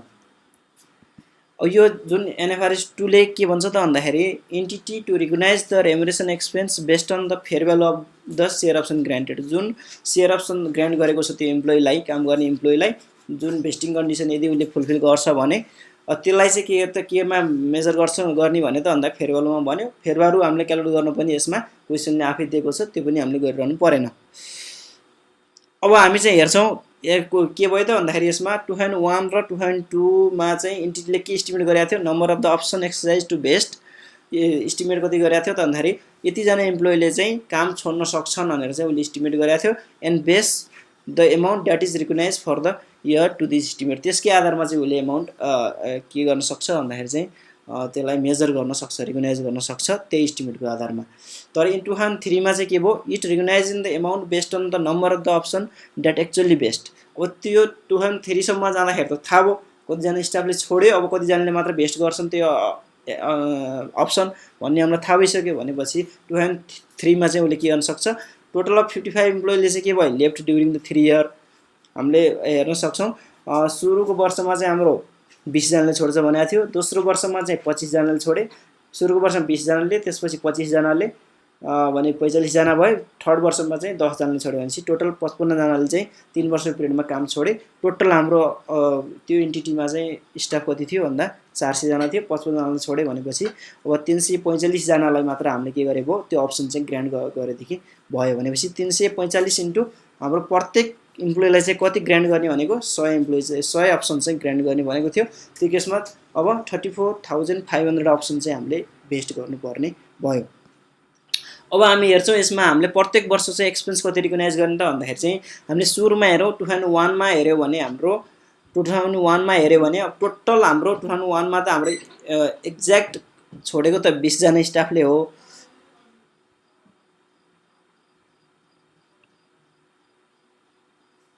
त्यो 20 जना स्टाफले सुरुमा छोड्यो। अब हाम्रो उसको इस्टिमेट के थियो त भन्दा 20% स्टाफले चाहिँ प्रत्येक वर्ष चाहिँ छोड्दै जान्छ अनि उसको इस्टिमेट थियो। अब 1 मा चाहिँ हामीले के गर्न सक्यो त भन्दाखेरि चाहिँ टोटल चाहिँ 400 इम्प्लोइ इन्टु 100 जुन नम्बर अफ अप्सन छ 40,000 चाहिँ के भयो त भन्दाखेरि चाहिँ टोटल अप्सन हुन सक्यो। त्यसलाई हाम्रो इस्टिमेट के छ, 80% ले मात्रै लिभ गर्छन् नेक्स्ट 3 वर्षमा भन्ने हाम्रो इस्टिमेट अनुसार के गर्यो, त्यसको 80% इन्टु हाम्रो फेयर भ्यालु कति छ 20 छ, इन्टु त्यो भनेको त फुल 1 वर्ष 3 वर्षको लागि भयो। फर्स्ट वर्ष चाहिँ भागा 3 गरेर चाहिँ हामीले फर्स्ट वर्षमा चाहिँ हामीले कति रिकग्नाइज गर्ने भयो त भन्दाखेरि चाहिँ 2,13,333 चाहिँ हामीले चाहिँ के गर्ने भयो, सुरुको वर्षमा चाहिँ त्यसलाई रिकग्नाइज गर्नु पर्यो एक्सपेन्सको रूपमा। त्यो एक्सपेन्सको रूपमा नि त्यही भयो, हाम्रो क्युमुलेटिभ त फर्स्ट वर्षको भएको हुनाले चाहिँ त्यही नै भयो। अब हामी 2002 मा जान्छौँ। 2002 मा जाँदाखेरि चाहिँ 40,000 अप्सन छ। 2002 मा जाँदा हाम्रो इस्टिमेट के छ, रिभाइज भएको छ। त्यसको 75% ले मात्रै के गर्छ भन्दा त्यो एक्सर्साइज अप्सन भेस्ट गर्ने हाम्रो रिभाइज इस्टिमेट गरेको छ। त्यसको फेस भ्यालु क्वेसनले दिएको छ 20 र अब चाहिँ के भयो त भन्दाखेरि दोस्रो वर्षसम्म जाँदाखेरि कति गर्ने त भन्ने कुरा आउँछ। त्यो टोटल भनेको 3 वर्षको लागि दोस्रो वर्षसम्म चाहिँ हामीले कति गर्नु पर्यो भनेर हामीले क्युमुलेटिभ निकाल्छौँ सुरुमा। त्यो भनेको चाहिँ 4 लाख आयो। हामीले त्यसरी गर्दाखेरि 4 लाख आयो भनेपछि 2,13,333 हामीले पहिला नै रिकग्नाइज गरेको थियो भने अब बाँकी कति रिकग्नाइज गरेको 1,86,667 मात्र रिकग्नाइज गरे पुग्यो। त्यस्तै हामी 2003 मा जान्छौँ। 2003 मा जाँदाखेरि चाहिँ के भयो, हामीलाई एक्ज्याक्टली कति अप्सन चाहिँ भेस्ट हुन्छ अनि चाहिँ हामीलाई थाहा भइसकेको छ। त्यो भनेर चाहिँ 34,500 हामीले अगाडि नै हेरिसक्यौँ। 34,500 अप्सन इन्टु प्रत्येक अप्सनको 20 फेयर भ्यालु थियो। त्यो भनेपछि टोटल 6,90,000 चाहिँ हामीले चाहिँ एक्सपेन्स 3 वर्षमा रिकग्नाइज गऱ्यौँ भने अहिलेसम्म कति गरिसक्यौँ त भन्दाखेरि चाहिँ 4 लाख गऱ्यौँ भनेपछि 4 लाख क्युमुलेटिभ 4 लाख गऱ्यौँ दुईटा वर्षमा भनेपछि अब बाँकी 2,90,000 मात्र थर्ड वर्षको इन्डमा चाहिँ हामीले रेमुनेसन एक्सपेन्स चाहिँ रिकग्नाइज गरेर जाने भयो। यो क्वेसनलाई चाहिँ हामी यसरी सल्भ गऱ्यौँ। फेरि हामीले त्यस्तै अर्को एउटा इक्जाम्पल हेर्छौँ। इक्जाम्पल 2 रहेको छ। अन 1 जनवरी 2003 मा an entity grant 250 share option to each of the 20 इम्प्लोइलाई चाहिँ के गर्यो त भन्दाखेरि चाहिँ प्रत्येक इम्प्लोइ 250 सेयर अप्सन दिएको छ। The only condition attach to the grant is that the employee should continue to work for the entity until 31 December 2006 सम्म चाहिँ काम गर्नुपर्छ भन्ने चाहिँ अप्सन छ। 5 employee leave during the year, उसको इस्टिमेट के छ त प्रत्येक वर्ष चाहिँ 5 इम्प्लोइ चाहिँ काम छोड्छन् भन्ने चाहिँ उसको इस्टिमेट छ। The market price of each option was to be let, सुरुमा चाहिँ के छ ग्रान्ड डेटमा चाहिँ 12 छ मार्केट प्राइस, अनि त्यो फेयर भ्यालु पनि त्यही भयो र त्यो फर्स्ट वर्षको इन्डमा चाहिँ मार्केट प्राइस चाहिँ 15 छ।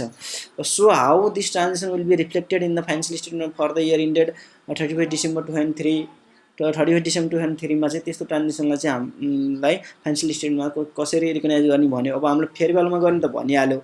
यसमा सिम्पल छ, टोटल हाम्रो चाहिँ कति छ, 200 इम्प्लोइ छ। 200 इम्प्लोइ मध्ये 4 वर्षको पिरियडमा 55 जनाले छोड्छ भनेपछि 20 जना इम्प्लोइले छोड्ने भयो। 250 के अरे 250 वटा अप्सन हो, टोटल इम्प्लोइ चाहिँ 180 हुने भयो। 180 इन्टु 250 सेयर अप्सन भयो भनेपछि टोटल 45,000 वटा अप्सन हुने भयो। र हामीले यो मेजरमेन्ट चाहिँ कहिले गर्ने हो त भन्दाखेरि चाहिँ यो मेजरमेन्ट गर्ने कहिले भन्दाखेरि चाहिँ ग्रान्ड डेटमा गर्छ जहिले। ग्रान्ड डेटमा हामीले गर्छ भने ग्रान्ड डेटको फेयर भ्यालु कति छ, हामीलाई थाहा छ 12 छ यसको फेयर भ्यालु भनेपछि हामीले त्यो वर्षको इन्डमा चाहिँ हामीले देखाउने रेम्युनरेसन एक्सपेन्स कति भयो त भन्दाखेरि चाहिँ त्यो 45,000 इन्टु 12 भनेको टोटल फेयर भ्यालु आयो 1,35,000, त्यो भनेको 4 वर्षको लागि भयो।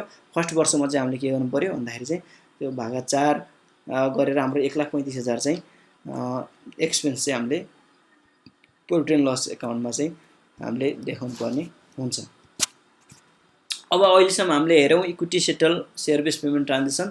जस्तै हाम्रो cash settle share base payment transaction के हुनसक्छ, कस्तो हुनसक्छ त भन्दाखेरि चाहिँ अब क्यास सेटलमा share appreciation right granted to employee. अब इम्प्लोइले चाहिँ सेयर एप्रिसिएसन राइट दिएको छ भने the employee become entitle to a future cash payment, फ्युचरमा चाहिँ क्यास पेमेन्ट गर्ने रादर देन इक्विटी इन्स्ट्रुमेन्ट गर्ने सट्टा क्यास पेमेन्ट गर्ने। के को बेसमा त भन्दा based on the increase in the equity share price from spared level over spared period of time. यति टाइमभित्र यति कम्पनीको सेयरको प्राइस चेन्ज भयो भने यति चाहिँ के गर्दा क्यासै दिने, तर फ्युचरमा क्यासै दिने, त्यस्तो टाइपको चाहिँ के हुनसक्छ अप्सन हुनसक्छ एउटा।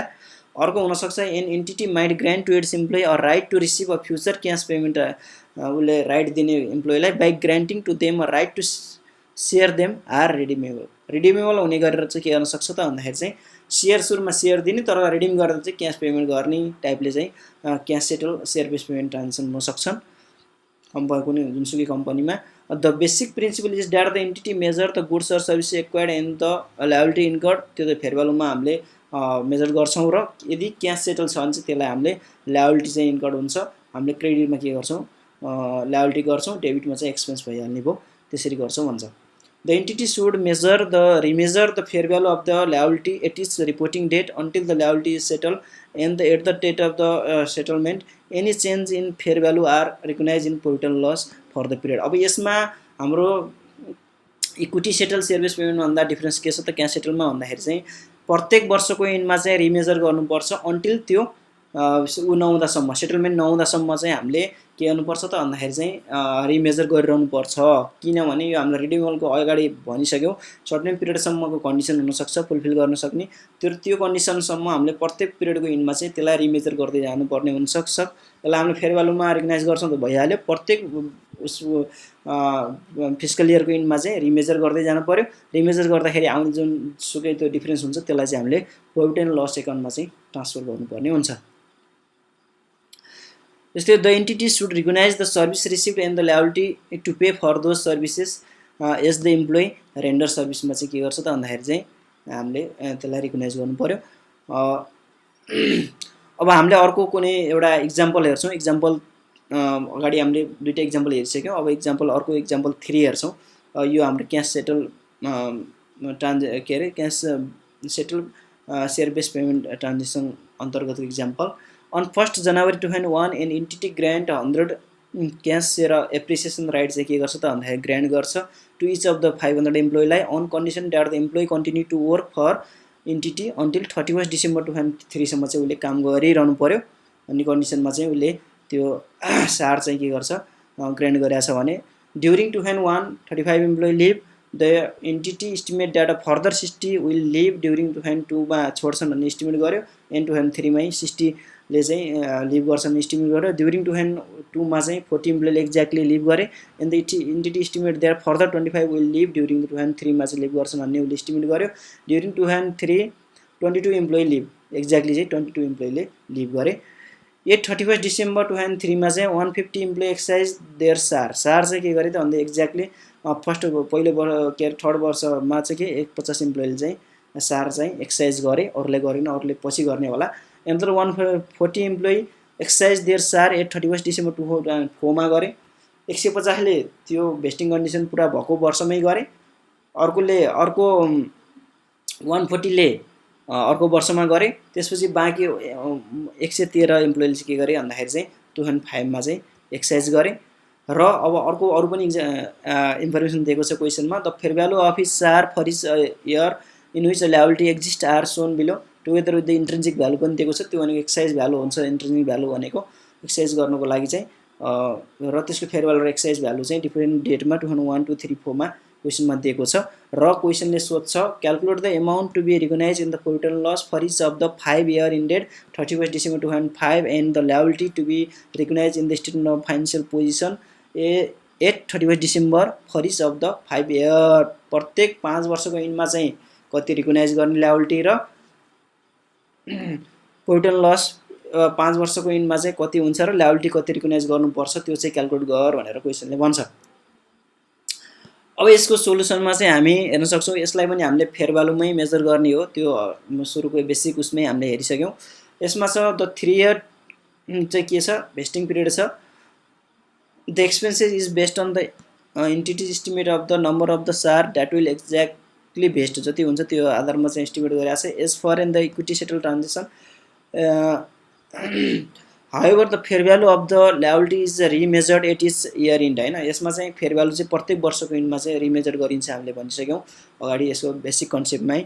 The intrinsic value of the SAR at the date of exercise is the amount of is actually paid भनेको एक्ज्याक्टली चाहिँ एमाउन्ट कति क्यास कति पेमेन्ट गरिन्छ त्यो भेस्टिङ कन्डिसन पुरा भइसकेपछि एक्सर्साइज कसरी गरिन्छ एमाउन्ट त्यसको अगेन्स्टमा चाहिँ कति दिन्छ भन्ने कुरा चाहिँ हो त्यो जुन हाम्रो इन्ट्रेन्सिक भ्यालु त्यहाँ क्वेसनमा दिएको छ। त्यो भनेपछि अब हाम्रो यसको सोलुसन के गर्न सक्छौँ त भन्दाखेरि चाहिँ अब हामीले 2001 बाट हेर्दै गयौँ भने 2001 मा चाहिँ हामीले ल्याबिलिटी कति बुक गर्ने खर्च कति बुक गर्ने भनेर हेरौँ भने 2001 मा के भएको छ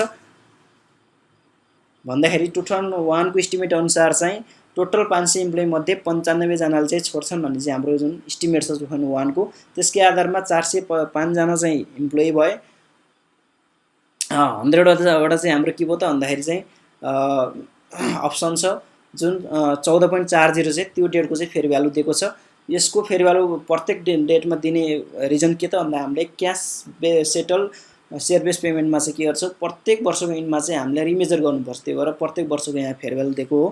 अब यो चाहिँ 14.40 भनेपछि टोटल हाम्रो टोटल वर्ष पिरियडमा चाहिँ 3 वर्षमा चाहिँ के गर्ने कुरा भयो उसले भेस्ट गर्ने चाहिँ हामीले एक्सपेक्टेड टु भेस्ट गर्ने हामीले अप्सन निकाल्यौँ त्यसको फेयर भ्यालु निकाल्यौँ र त्यसलाई भागाथेरी गरेपछि पहिलो वर्षमा चाहिँ हामीले कति ल्याबिलिटी बुक गर्नु पर्यो त्यो भेस्टिङ पिरियड सुरुको वर्षमा भनेर चाहिँ हेरौँ। त्यो गर्दाखेरि हाम्रो क्यालकुलेसन आयो 1,94,400 आयो र पहिलो वर्षमा चाहिँ हामीले के गर्छौँ ल्याबिलिटी पनि त्यतिले बुक गऱ्यौँ र त्यतिले नै के गर्यौँ त भन्दाखेरि एक्सपेन्स पनि बुक गऱ्यौँ। त्यसै 2002 मा गएपछि के भयो भन्दाखेरि चाहिँ एक्सपेक्टेड टु भेस्ट चाहिँ अब चेन्ज भयो। 2 को इन्फर्मेसन अनुसार के छ टोटल 100 जना इम्प्लोइले चाहिँ अगाडि छोडेको र अब छोड्ने गर्दाखेरि चाहिँ 100 जनाले छोडे भनेपछि 400 इन्टु 100 इन्टु त्यो डेटको 2002 को हाम्रो फेयर भ्यालु कति छ 15.50 छ। र हामीले के गर्ने हो भन्दाखेरि चाहिँ अब यो चाहिँ 3 वर्षमा यस्तो हुनसक्छ भन्ने चाहिँ एक्सपेक्टेसन हो। त्यो हुनाले चाहिँ हामीले 2 वर्षसम्म चाहिँ कति गर्ने त भन्ने कुरामा चाहिँ हामीले डाटा निकाल्यौँ। त्यो भनेको 4,13,333 आयो र अलरेडी हामीले कति बुक गरिसकेका छौँ 1,54,400 भनेपछि बाँकी हामीले 2,28,933 चाहिँ फर्दर हामीले एक्सपेन्सिभ बुक गरेर ल्याबिलिटीमा पनि बुक गर्नुपर्ने हुन्छ। अब 2003 मा जाँदाखेरि दुईटा कन्डिसन छ। अब हामीले त्यसमा एक्सर्साइज गरेको छ 2003 मा जाँदाखेरि चाहिँ 150 जनाले चाहिँ एक्सर्साइज गर्छ भन्छ र त्यसको अप्सन चाहिँ 100 वटा छ र त्यसको हाम्रो एक्सर्साइज प्राइस क्वेसनले दिएको हुनाले चाहिँ एक्सर्साइज प्राइस चाहिँ 15 क्वेसनले दिएको छ। त्यो एक्सर्साइज प्राइस 15 क्वेसनले हाम्रो यो माथि हेर्यौँ भने चाहिँ हामीले देख्न सक्छौँ त्यसको इन्ट्रेन्सिक भ्यालु भनेको हामीले एक्सर्साइज प्राइस हो भन्यो त्यो चाहिँ 15 दिएको हुनाले चाहिँ त्यसमा चाहिँ त्यतिजनाले चाहिँ एक्सर्साइज गरे भनेपछि त्यसको एक्सर्साइज गरेको भ्यालु कति भयो 2,25,000 चाहिँ हाम्रो क्यास पेमेन्ट भयो त्यो डेटमा हुने भयो। अब भनेपछि त्यो डेटमा अब हामीले के भन्छ अब एक्सर्साइज गर्न बाँकी कति छ त त्यसको भ्यालु कति हुन्छ भनेर हामीले हेर्छौँ।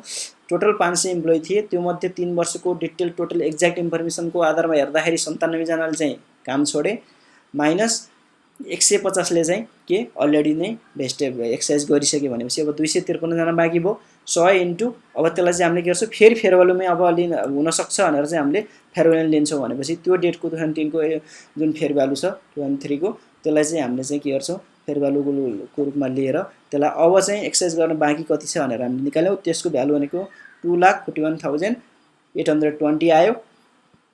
त्यो मध्ये 2,41,820 आयो।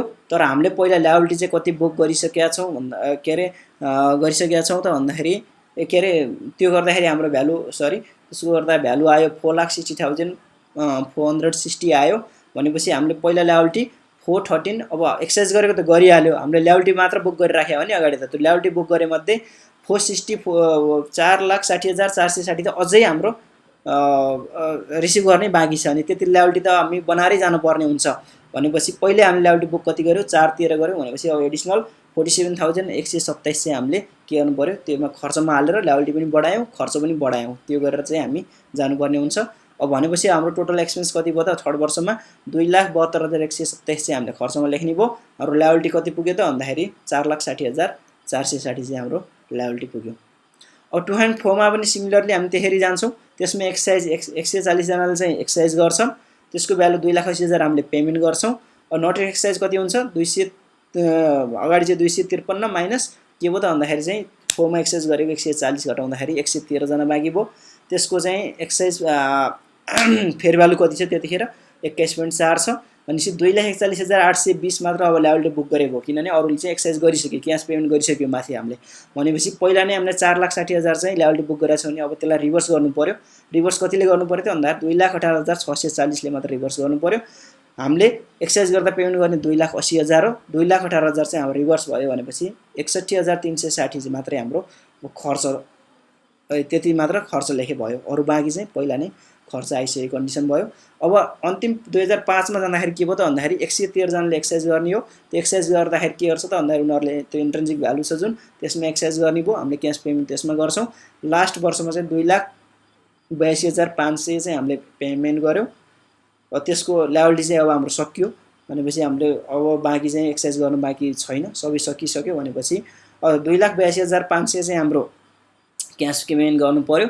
तर हामीले पहिले 2,41,820 चाहिँ के रहेछ ल्याबिलिटी पहिले बुक गरेर हामीले खर्चमा पनि लगिसकेका छौँ। भनेपछि अब बाँकी जम्मा 40,680 मात्रै हामीले के गरे भयो त भन्दाखेरि चाहिँ एक्सपेन्स लेखे भयो। भनेपछि टोटल 5 वर्षमा चाहिँ हामीले 7,87,500 मात्र के गर्नु एक्सपेन्स चाहिँ बुक गर्नु पर्यो। यो cash settle share base payment ट्रान्जेक्सनमा जुन हामीले अहिलेको हेरेको इक्जाम्पलमा। ठिक छ। त्यसपछि अब हामीले यसमा जुन इक्विटी सेटल क्यास सेटलको हामीले चाहिँ सेयर बेस पेमेन्ट ट्रान्जेक्सन हेऱ्यौँ। त्यसमा चाहिँ केही न केही मोडिफिकेसन हुनसक्छ। अब हाम्रो यहाँ एउटा केस छ, टर्म्स एन्ड कन्डिसनमा मोडिफिकेसन भयो भने के गर्ने भन्ने केस छ। यसमा हामीले हेर्छौँ when modification decrease the fair value of the equity instrument, जुन त्यो इक्विटी इन्स्ट्रुमेन्ट हामीले प्रोभाइड गर्ने ग्रान्ट गर्ने छ त्यसको फेयर भ्यालु चाहिँ डिक्रिज गर्छ भने recognition is based on the original granted value, जुन ग्रान्टेडमा छ त्यसकै भ्यालुमा चाहिँ हामीले रिकग्निसन गर्नुपर्छ, जो मोडिफिकेसनलाई इग्नोर गर्नुपर्छ भन्छ। यदि फेयर भ्यालु घट्छ भने ग्रान्टेडमा जुन छ त्यही मान्छौँ हामीले। यदि मोडिफिकेसन आउँछ भने, यदि मोडिफिकेसनले चाहिँ के गर्छ इन्क्रिज द फेयर भ्यालु गर्छ भने चाहिँ के गर्नु पर्यो त भन्दाखेरि चाहिँ हामीले रिकग्निसन अब गर्नु पर्यो। ओरिजिनल ग्रान्टेड फेयर भ्यालु र दुईटाको sum the incremental fair value जुन बढेको छ अथवा सुरुमा गरेको त्यो दुईटाको जोडलाई चाहिँ हामी के गर्छौँ लाई जोडेर चाहिँ त्यसलाई मेजरमेन्ट गर्छौँ, रिकग्निसन गर्छौँ भन्ने कुरा हो। The incremental fair value is the difference between the fair value of the modified equity instrument at the original equity instrument both measure at the date of modification भइहाल्यो। जुन डेटमा चाहिँ हामीले सुरुमा गरेको र पछि हुने जुन फेयर भ्यालुको डिफरेन्स छ त्यसलाई इन्क्रिमेन्टल फेयर भ्यालु भन्यौँ। हामीले यो दुईटैमाको समलाई चाहिँ रिकग्निसन गर्नुपर्छ यदि यो टर्म्स एन्ड कन्डिसनमा चाहिँ केही मोडिफिकेसन हुन्छ भने भन्छौँ। अब हामीले चाहिँ हेऱ्यौँ मेजर दुईटा, त्यसको रिकग्निसन र मेजरमेन्ट कसरी गर्ने भने हेऱ्यौँ। अब हामी यसको हेर्छौँ त्यसको डिस्क्लोजर चाहिँ के कसरी गर्ने त के हुन्छ त यसको डिस्क्लोजर भनेर हेर्छौँ। डिस्क्लोजर पोइन्टमा मेजर डिटेलहरू चाहिँ धेरै नै दिनुपर्ने हुन्छ। मैले मेजर कहाँ आउन सक्छ भन्ने कुरा हेर्छौँ। त्यसको हाम्रो nature and extent of the share base payment arrangement that existed during the period, त्यो पिरियडमा हाम्रो जुन फिस्कल इयर पिरियडमा हामीले डिस्क्लोज गर्नुपर्छ त्यो पिरियडमा चाहिँ कस्तो नेचरको र कति एमाउन्टको चाहिँ सेयर बेस पेमेन्ट एरेन्जमेन्टहरू भयो त त्यो कुरामा चाहिँ हामीले डिस्क्लोज गर्नुपर्छ। त्यस्तै fair value of the goods or services received or the fair value of the equity instrument granted, त्यो हामीले जुन service goods or service receive गर्यो त्यसको फेयर भ्यालु कति, अथवा हामीले त्यसबाट फेयर भ्यालु निकालेको छैन भने हामीले इक्विटी इन्स्ट्रुमेन्ट ग्रान्ट गरेको फेयर भ्यालु कति त त्यो पिरियडमा भनेर त्यो पनि हामीले डिस्क्लोज गर्नुपर्ने हुन्छ। अर्को effect of the share base payment transaction on the equities profit and loss for the entity and on its financial position भनेको त्यसको कुनै पनि एन्टिटीको यो सेयर बेस पेमेन्ट ट्रान्जेक्सनले गर्दा प्रफिट एन्ड लस एकाउन्टमा कति इम्प्याक्ट गर्यो र फाइनेन्सियल पोजिसनमा चाहिँ के इम्प्याक्ट गर्यो भनेर चाहिँ हामीले सेपरेटली नोट टु एकाउन्टमा डिस्क्लोज गरेर जानुपर्ने हुन्छ। अब हामी यहाँ आइसक्यौँ। अब यसको टोटलमा समराइज गर्दाखेरि चाहिँ एकदम सानो उसमा समराइज गर्दाखेरि के भयो त भन्दाखेरि यसलाई हामीले फेयर भ्यालुमा मेजरमेन्ट गर्छौँ भन्ने कुरा भइहाल्यो। यो हामीले फाइनेन्सियल स्टेटमेन्टमा रिकग्निसन गर्ने हो, गरेर जाने हो। यदि इक्विटी सेटल ट्रान्जेक्सन छ भने चाहिँ हामीले एसेट्स अथवा एक्सपेन्सलाई डेबिट गरेर इक्विटीलाई क्रेडिट गर्छौँ र क्यास सेटल छ भने चाहिँ एसेट्स अथवा एक्सपेन्सलाई डेबिट गरेर लायबिलिटी क्रेडिट गरेर जान्छौँ। हामीले अगाडि इक्जाम्पल पनि हेऱ्यौँ, हाम्रो यसको थ्योरिटिकल पनि हामीले धेरै बुझिसक्यौँ। यो जस्ट समरी मात्रै हो। Transaction are recognise when the goods or service are obtain अथवा receive usually over the performance पिरियडभित्र रिसिभ गर्ने पिरियडभरि चाहिँ हामीले के गर्छौँ त्यसलाई ट्रान्जेक्सनलाई रिकग्नाइज गरेर जान्छौँ। त्यसलाई चाहिँ फेयर भ्यालुमा मेजर गर्छौँ भनेर हामीले एउटा समरी हेरौँ। अब एउटा इम्पोर्टेन्ट कुरा हुनसक्छ, यो सेयर बेस पेमेन्ट ट्रान्जेक्सनले डेफर्ड ट्याक्स, हाम्रो इन्कम ट्याक्स छुट्टै जुन स्ट्यान्डर्ड छ डेफर्ड ट्याक्समा चाहिँ के इम्प्लिकेसन हुन्छ त, यसले के इम्प्याक्ट पार्छ त, ट्याक्सले मान्छ कि मान्दैन त हामीले यसरी खर्च लेखेको भन्ने कुरामा चाहिँ ट्याक्सले नमान्न सक्छ। त्यसमा के छ त भन्दाखेरि अब यसमा अलिकति टाइमिङ डिफरेन्स आउन सक्छ, किनभने हामीले सुरुमै लायबिलिटी बुक गरेर गयो तर ट्याक्सले चाहिँ के गर्छ वेन पेमेन्ट जहिले हुन्छ इम्प्लोइलाई त्यसले नै खर्च लेख्न दिने भएको हुनाले चाहिँ हामीले यसमा के गर्छ खर्च चाहिँ प्रत्येक वर्ष जुन भेस्टिङ पिरियड थियो जुन पर्फर्मेन्स पिरियड त्यसको हाम्रो सुरुको वर्षबाट